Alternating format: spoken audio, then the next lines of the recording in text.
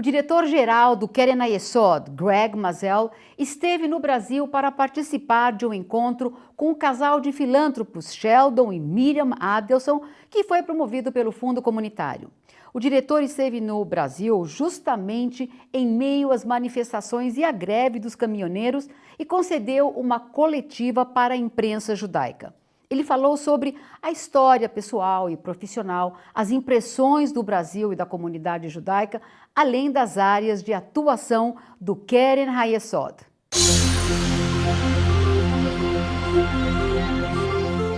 My name is Masel, and I was born in Australia. I come from a family of Zionists.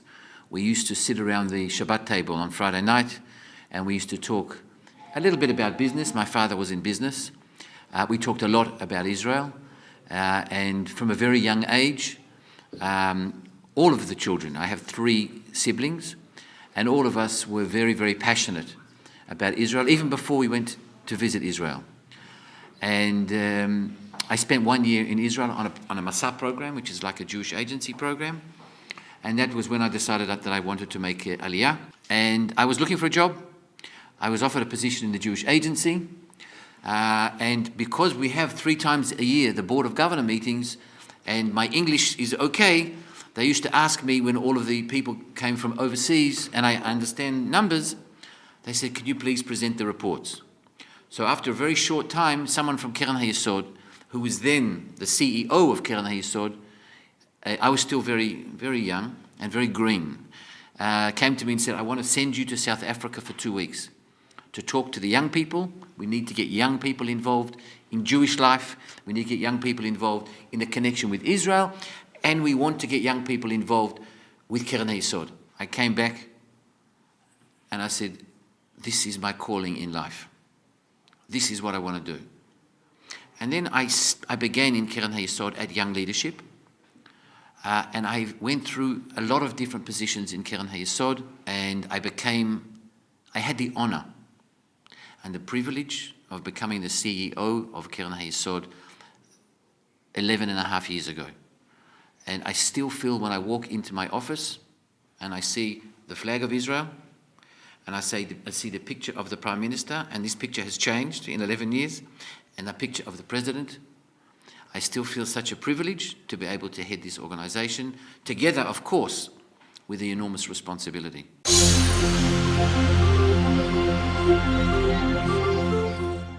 I do not consider myself an expert on the economy of Brazil.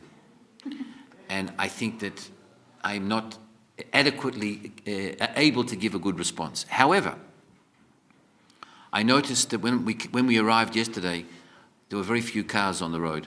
I thought Abreu organized it specially for me. And I was surprised to hear that it was because of the strike and the lack of gasoline. And I understand that the country is going through not an easy time. I will say that the country is big enough and there are so many resources and commodities here that it may be going through a tough time, but there is no doubt in my mind that this country is too big, too important, with too many resources, not just for Brazil, but for the entire world, for this not to be resolved. So I think the long term is good. Sometimes you fall. The question is not whether you fall, the question is how you get up and how you move forward. I think that's a general comment in terms of Brazil. The Jewish community here is wonderful. The Jewish community here is very warm. And particular, as I said before, from a Keren Hayesod perspective, this is one of our jewels in the crown of Keren Hayesod. We are blessed with people who have a very good understanding of Israel, a very emotional connection to Israel, excellent leadership. We have very, very good professional staff. And so one of my roles normally when I go around the world, and I mentioned this last night, is to try and remind people and to motivate people of the importance of what they do. I'll give you 3 main pillars. One is to enable the ongoing immigration and absorption. We remember the state of Israel was established as a homeland, as a safeguard for the Jewish people, so never again will there be nowhere for them to go to.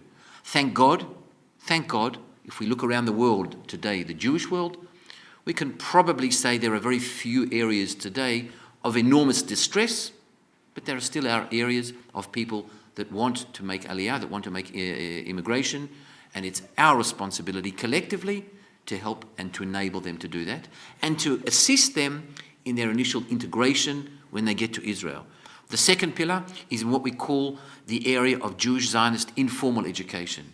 We talked earlier about the importance of the connection with Israel, the connection of the Jewish people with Israel, and the connection of the young people with Israel. So we run a number of different programs through the Jewish Agency and through other organizations such as Masel to enable the young kids around the world to experience Israel, to understand Israel, to understand the importance of Israel for Israelis, but also to understand the importance from the importance of Israel to them and their lifestyle here. And the third pillar is what we call strengthening vulnerable populations. You know, a society can be judged on how it deals with its weaker elements, exactly, of its society.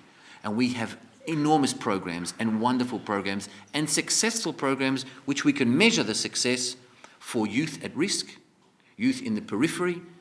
When we talk about the periphery, we can talk about the social periphery, we can talk about the geographic periphery.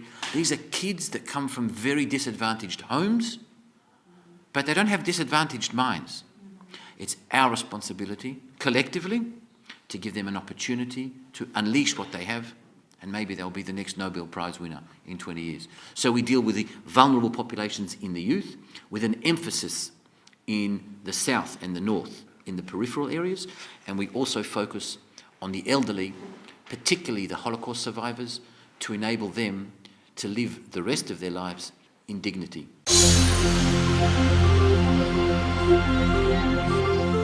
One of the things that I learned from the late Shimon Peres was that as a people, we are successful, so successful, disproportionately successful, because we're never satisfied. And our role is to continue never to be satisfied. Our achievements are obvious, are clear, and you mentioned them. We always need to focus on the needs.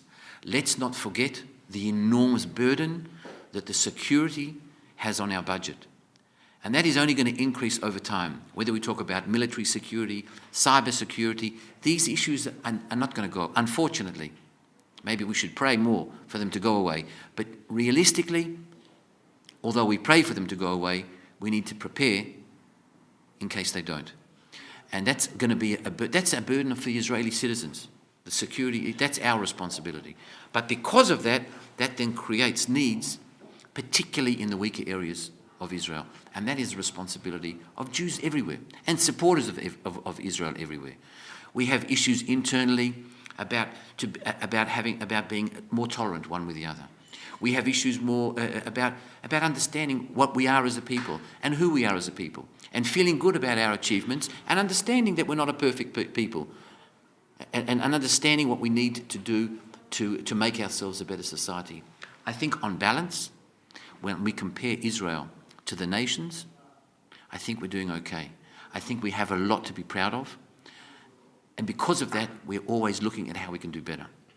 And so I guess my message would be, we have 70 years of achievements. Let's focus now on making the next 70 years even better.